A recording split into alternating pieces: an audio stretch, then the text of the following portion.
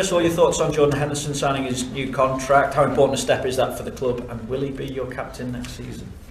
Well, we're obviously delighted. They've been talking a little while now, so it's great news for the football club and for Jordan that he's going to spend the best part of his career and development here at Liverpool. So and obviously he's a big part of the plan going forward. So delighted for him, delighted for the club, and as I said, he can continue with his development. Captain next season? We shall see. How close Martin Skrtel and Jordan are to signing new deals, and if they are to sign them, what impact do you think that will have on Raheem Sterling's situation, given Juventus' latest club to be on with him? There's no update on the two boys. They're obviously the representatives are speaking with the club, but I've got no update on it. It's an important time though for the club. It shows that things are moving in the right direction if you're getting players committed in the futures to the club. Yeah, I think it's obviously like Jordan and Raheem, and I've always said they're very important players for us, and the club behind the scenes are working very hard to ensure that we sign these types of players, because if the model is to develop young players, and obviously once they've improved and become better, it's very important that you then nail them to the club and make sure they're going to be here for the best part of their careers. So that was the case with Jordan. He came in, and the club paid big money for him at the time because he had big potential, and that potential is developed, and I think he'll go into the next phase of that, being more responsible and, as I said, improving his game. And for the likes of, as you say, Raheem, coming into the team and coming into the squad, and obviously his representatives will speak with the club and hopefully get that organised as well. With that, there's obviously a need to deliver success as well. We understand the owners remain supportive, but Klopp's decision to leave Dortmund has seen him linked with your job. What do you make of that, and what reassurances have you been given as well? Listen, whenever you're at a club like Liverpool, you will have many names that, my time here alone, there's been lots of names mentioned, and that's the mark of being at such a huge club, a well-respected club. This is a club that's worldwide, so there's absolutely no problem. It's something that happens all the time. If you lose a couple of games, we've had former managers linked here with the job before, and as I said, and that'll continue for however long I'm here. Whether you're doing good, bad or indifferent, there'll always be people linked with this job because it's such a great club. So in terms of planning for the summer then, how much of an overhaul, planning is taking place right now. Does this squad need an overhaul in the summer? I think that there was obviously a lot of money spent last summer and a lot of players coming in. Listen, I think if you take the emotion out of obviously last weekend, this was a team that probably overachieved last year. We weren't expected to get into the top four, and that same team had a world-class striker in it, and it had someone who was on fire in terms of Daniel Sturridge, who has the potential to be that when fit and playing. That team last year weren't deemed good enough for the top four, but we went on a great run and nearly won the title. Now, with all due respect, we've lost those players. We've brought in some players because we needed to improve the squad and develop the squad. And where we sit now at this moment in time, we sit in 5th place in the top 5, reached 2 cup semi-finals. It's probably really on par on where we're at. So I think for us, the ambition is of course to be much greater than that and be better than that. So we have to be planning forward, and for that means bringing in players in the summer, of course. So and that's something that's well underway, and we'll look forward to that. This year was an opportunity. I think next year will be an even greater opportunity for us again to kick on and keep improving. Brendan, would you say that Tony Pulis is the master of avoiding relegation?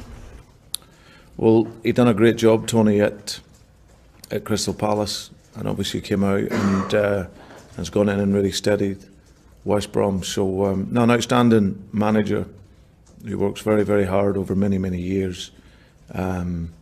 Knows the game, knows the job inside out, and maximises what he can out of the players that he always has. So an outstanding manager. For you, with 2 games in 4 days, just how crucial a week is this in terms of the rest of your season?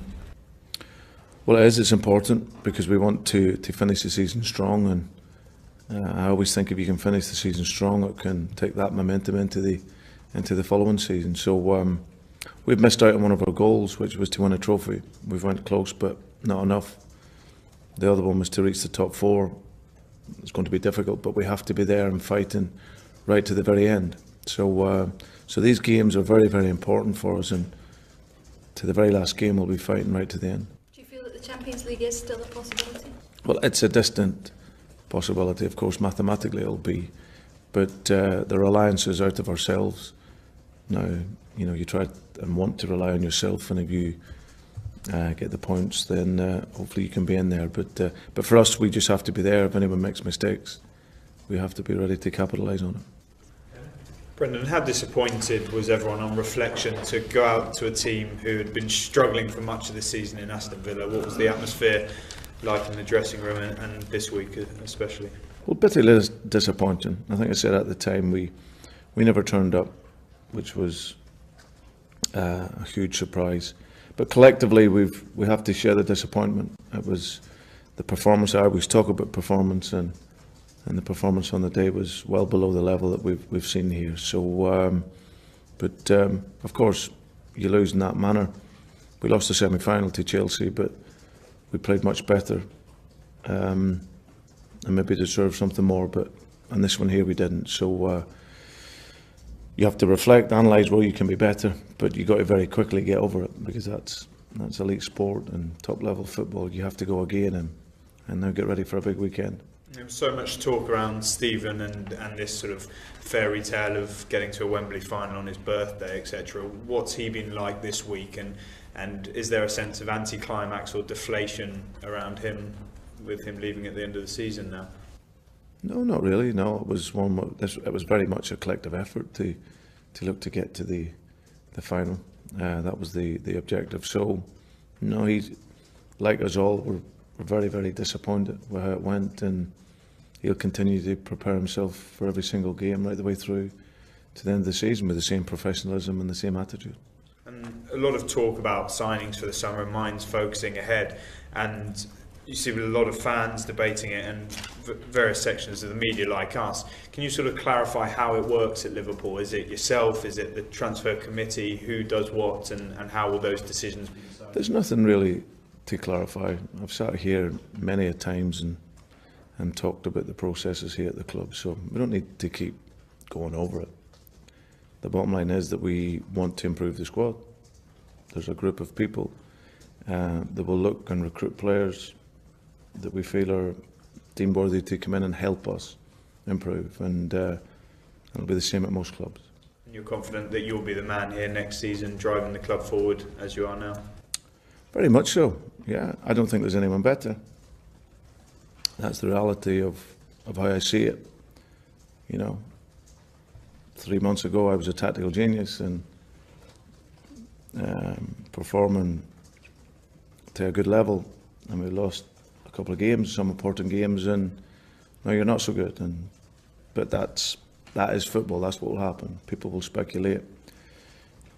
I feel the same now as what I did back then, so I never get too carried away when we win, and never overly disappointed when we lose, because you have to look forward and look to the next game. So I've got a strong relationship with the owners and the partnership here that run the club.